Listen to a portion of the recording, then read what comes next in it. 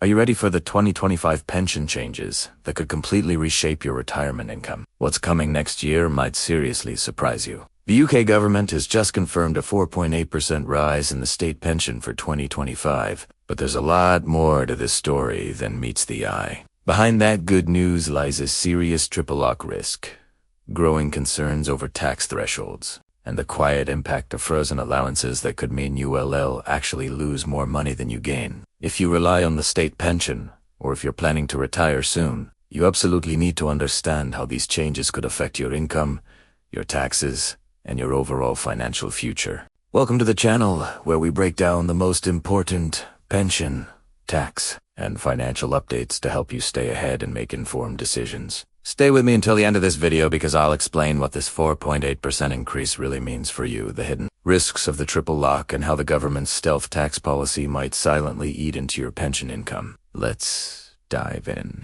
For 2025, the state pension is set to rise by 4.8%, following the triple lock formula. This means it increases by whichever is highest: inflation, average earnings, or 2.5%. This year, the key driver is average earnings growth, which the Office for National Statistics recently confirmed at 4.8%. So, from April 2025, what does that look like in real numbers? If you're on the full new state pension, your weekly amount will rise from £221.20 to around £231.80.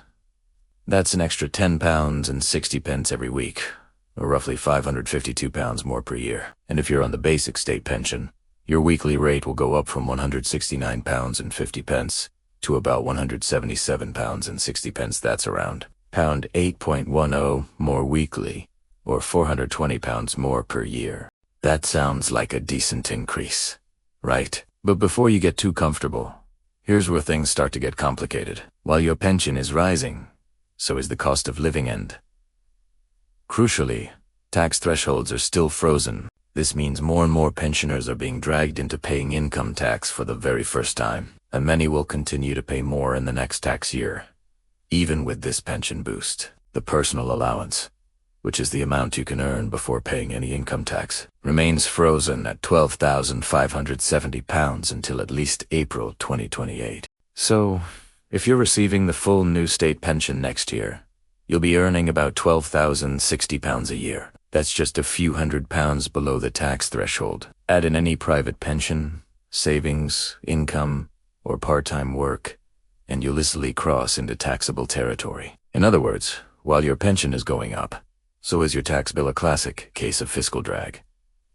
And it's not just you. Millions of pensioners across the UK are in the same boat. In fact, HMRC expects more than 2.7 million pensioners to pay income tax in the coming year, the highest number ever recorded. So, while the government highlights a 4.8% pension increase as a success story, many retirees will barely feel the benefit once tax, inflation, and rising utility costs are factored in. Now let's talk about the triple lock, cornerstone of pension policy, and one of the most debated topics in UK politics today. The triple lock guarantees a state pension raises every year by the highest of three things: average earnings growth, inflation, or 2.5%. It was introduced back in 2010 to protect pensioners from falling behind. But as these pension increases outpace wage growth and government revenues, it's becoming incredibly expensive to maintain. The Treasury now spends more than £130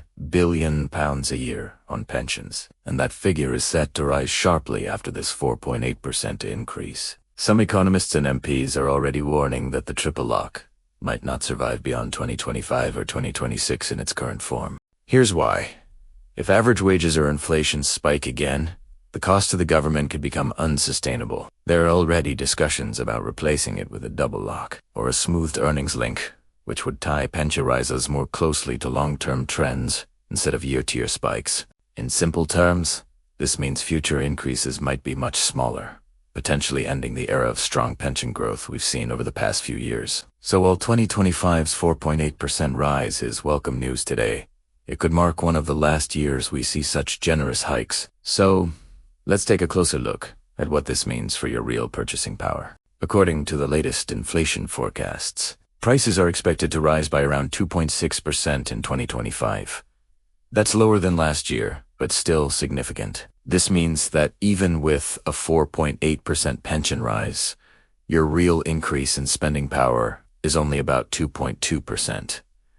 And that S, assuming you are not hit by extra taxes or benefit adjustments. On top of that, energy prices, council tax, and essential goods often continue to rise faster than average inflation, putting even more pressure on your finances. Understanding these details is key to protecting your retirement. If this has been helpful, please give this video a thumbs up and subscribe for more essential updates. Thanks for watching, and I'll see you in the next one. Hello, and welcome back to the channel. Today, we're rediving deep into some big news for UK pensioners. The expected 4.8% rise in the state pension for April 2025. On the surface, this sounds like great news, but is it really? Let's break down what this increase actually means for your wallet, because the full story is a lot more complicated. So, let's start with the headline numbers. A 4.8% increase would push the full new state pension to around £231.80 a week. That's a welcome boost, no doubt. But here's the catch. Will that extra money actually land in your pocket? For many, that extra £10 a week might just disappear, swallowed up by next year's rising electricity bills or grocery costs, rather than adding to your spending money. And when you consider that many older adults rely almost entirely on the state pension, these changes can have a huge impact on daily life. Now, let's talk about the elephant in the room. The stealth tax trap. You might have heard about this, and it's quietly affecting more and more pensioners every year. The government has frozen the personal tax allowance at £12,570 until 2028.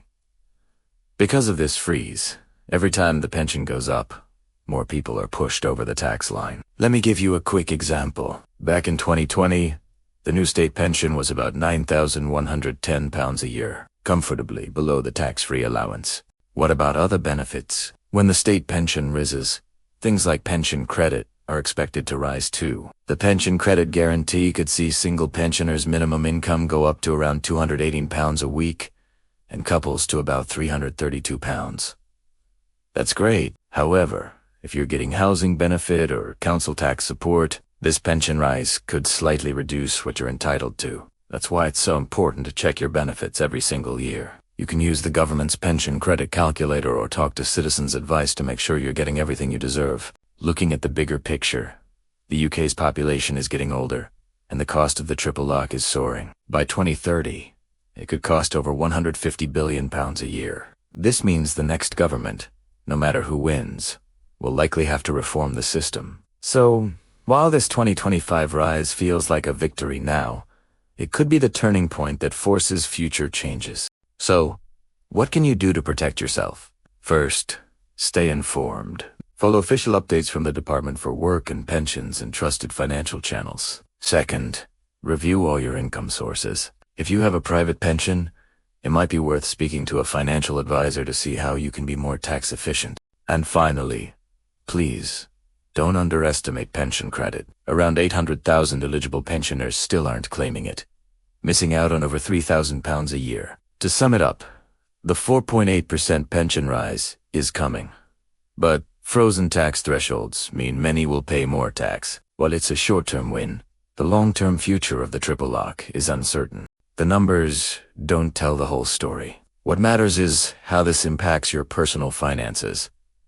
What do you think? Is this rise enough, or is it just smoke and mirrors? Share your thoughts in the comments below. I'd love to hear from you. If you found this video helpful, please give it a like, subscribe, and hit that notification bell for more updates on pensions and retirement. Thanks for watching, and I'll see you in the next one.